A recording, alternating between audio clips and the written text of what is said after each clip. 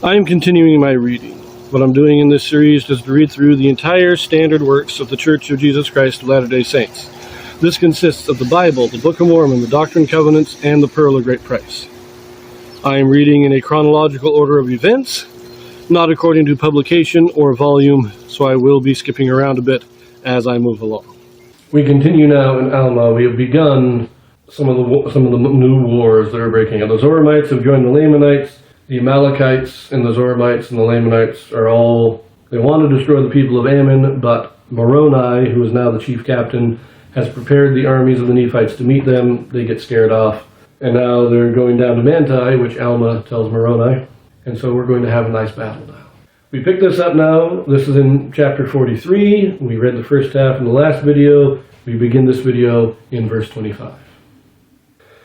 Now Moroni, leaving a part of his army in the land of Jershon, lest by any means a part of the Lamanites should come into that land and take possession of the city, took the remaining part of his army and marched over into the land of Manti. And he caused that all the people in that quarter of the land should gather themselves together to battle against the Lamanites, to defend their lands and their country, their rights and their liberties. Therefore they were prepared against the time of the coming of the Lamanites. And it came to pass that Moroni caused that his army should be secreted in the valley which was near the bank of the river Sidon, which was on the west of the river Sidon in the wilderness. And Moroni placed spies round about, that he might know when the camp of the Lamanites should come. And now, as Moroni knew the intention of the Lamanites, that it was their intention to destroy their brethren, or to subject them and bring them into bondage, that they might establish a kingdom unto themselves over all the land, and he also knowing that it was the only desire of the Nephites to preserve their lands and their liberty and their church, therefore he thought it no sin that he should defend them by stratagem. Therefore he found by his spies which course the Lamanites were to take. Therefore he divided his army, and brought a part over into the valley, and concealed them on the east and on the south of the hill Riplah. And the remainder he concealed in the west valley, on the west of the river Sidon, and so down into the borders of the land Manti. And thus, having placed his army according to his desire, he was prepared to meet them. And it came to pass that the Lamanites came up on the north of the hill, where a part of the army of Moroni was concealed. And as the Lamanites had passed the hill Riplah, and came into the valley, and began to cross the river Sidon, the army, which was concealed on the south of the hill, which was led by a man whose name was Lehi, and he led his army forth, and encircled the Lamanites about on the east in their rear. And it came to pass that the Lamanites, when they saw the Nephites coming upon them in their rear, turned them about, and began to contend with the army of Lehi. And the work of death commenced on both sides, but it was more dreadful on the part of the Lamanites, for their nakedness was exposed to the heavy blows of the Nephites with their swords and their scimitars, which brought death almost at every stroke. While on the other hand there was now and then a man fell among the Nephites, by their swords and their loss of blood, they being shielded from the more vital parts of the body, or the more vital parts of the body being shielded from the strokes of the Lamanites by their breastplates and their arm shields and their headplates. And thus the Nephites did carry on the work of death among the Lamanites. And it came to pass that the Lamanites became frightened because of the great destruction among them, even until they began to flee toward the river Sidon. And they were pursued by Lehi and his men, and they were driven by Lehi into the waters of Sidon. And they crossed the waters of Sidon, and Lehi retained his armies upon the bank of the river Sidon, that they should not cross. And it came to pass that Moroni and his army met the Lamanites in the valley on the other side of the river Sidon, and began to fall upon them and to slay them. And the Lamanites did flee again before them towards the land of Manti, and they were met again by the armies of Moroni. Now in this case the Lamanites did fight exceedingly, yea, never had the Lamanites been known to fight with such exceedingly great strength and courage, no, not even from the beginning.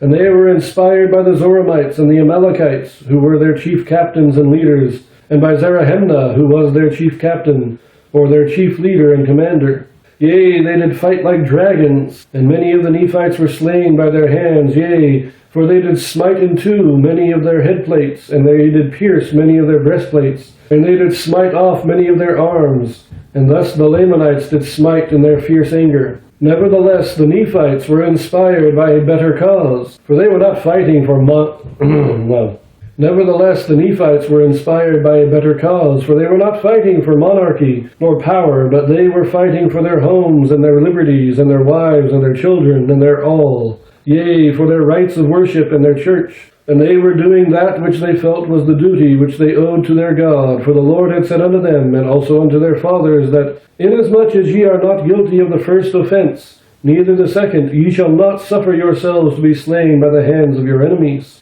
And again the Lord has said that ye shall defend your families even unto bloodshed. Therefore, for this cause were the Nephites contending with the Lamanites, to defend themselves and their families and their lands, their country and their rights and their religion. And it came to pass that when the men of Moroni saw the fierceness and the anger of the Lamanites, they were about to shrink and flee from them. And Moroni, perceiving their intent, sent forth and inspired their hearts with these thoughts, yea, the thoughts of their lands, their liberty, yea, their freedom from bondage. And it came to pass that they turned upon the Lamanites, and they cried with one voice unto the Lord their God for their liberty and their freedom from bondage. And they began to stand against the Lamanites with power. And in that selfsame hour that they cried unto the Lord for their freedom, the Lamanites began to flee before them, and they fled even to the waters of Sidon. Now the Lamanites were more numerous, yea, by more than double the number of the Nephites. Nevertheless, they were driven insomuch that they were gathered together in one body in the valley upon the bank of the river Sidon. Therefore the armies of Moroni encircled them about, yea, even on both sides of the river. For behold, on the east were the men of Lehi. Therefore, when Zarahemnah saw the men of Lehi on the east of the river Sidon, and the armies of Moroni on the west of the river Sidon, that they were encircled about by the Nephites, they were struck with terror. Now Moroni, when he saw their terror, commanded his men that they should stop shedding their blood. Now this is a good war strategy. Moroni is told by Alma they're going to be attacking Manti. Moroni gets there first because he's going through the lands of the Nephites. They've got their roads built up. He can transport his army. He knows the land. The Lamanites have to circle down around to try and get there through the wilderness. They get there late. Moroni sets up an ambush. You have Lehi over here, south of the river, south of the hill Riplah.